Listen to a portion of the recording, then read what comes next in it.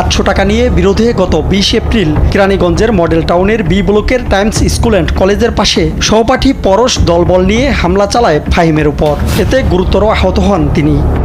একটা হাত ভেঙে দিত, একটা পা ভেঙে দিত, আমার মানিক আমার বুকে থাকতো, মা কয়া ডাক দিত।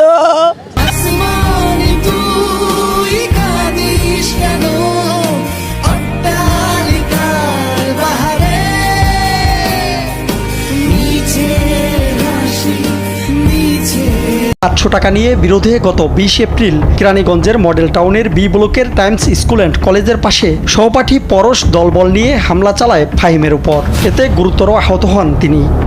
একটা হাত ভেঙে দিত, একটা পা ভেঙে দিত, আমার মানিক আমার বুকে থাকতো, মা কয়া ডাক দিত।